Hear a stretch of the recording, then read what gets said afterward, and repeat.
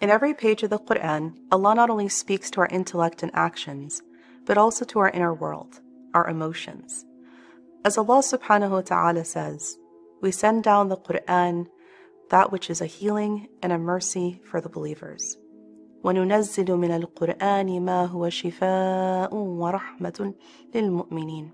This healing addresses the fear you feel in uncertain times, the grief that lingers after a loss, the anger that overwhelms you, and the guilt that quietly eats away at your confidence, and even the shame that seems impossible to shake. These emotions are not ignored in the Quran. Instead, they're named, addressed, and honored. In this series, Feel to Heal, we will explore the Quranic vocabulary of emotions, words like khawf, fear, huzn, grief, diq, distress, farah, joy, and hasad, envy. Each of these emotions appears in specific verses used in deliberate grammatical forms and morphological structures that offer not only theological meaning, but emotional insight. Allah could have chosen any form of these words, but He chose specific words to mirror our human experiences while guiding us towards healing and spiritual growth. Through each episode, we'll unpack how the Quran acknowledges emotional states and offers the believers ways to regulate, reflect, and rise with them. Feel to Heal is about understanding the emotions we carry. Whether grief, fear, anxiety, or joy, they are not signs of weakness, or failure, or a lack of faith. They are essential parts of what makes us human. In fact, our emotional spectrum is acknowledged and validated by the Quran itself. Allah subhanahu wa ta'ala doesn't ignore our pain, nor does He dismiss our emotional complexity. Instead, He names our emotions with revelation, speaks to them directly, and offers us divine guidance through them. For example, when Allah subhanahu wa ta'ala describes the mother of Prophet Musa alayhi salam, He uses the phrase, وَأَصْبَحَ فُؤَادُ أُمِّ مُوسَى فَارِغًا. The heart of Musa's mother became empty, indicating the depth of emotional collapse. Or when Allah mentions diq, tightness, He speaks directly to the Prophet Muhammad sallallahu alayhi wa sallam. وَلَقَدْ نَعْلَمُ أَنَّكَ يَضِيقُ صَدْرُكَ بِمَا يَقُولُونَ. We certainly know that your chest is distressed by what they say.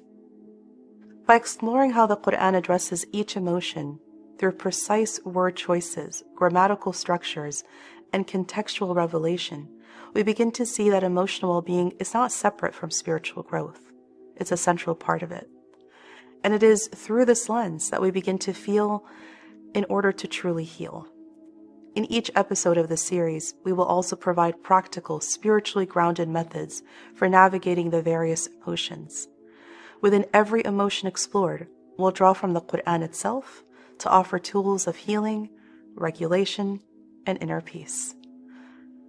One of the most profound verses on emotional regulations is, أَلَا بِذِكْرِ اللَّهِ تَطْمَئِنُّ الْقُلُوبِ. Truly, it is through the remembrance of Allah that hearts find rest.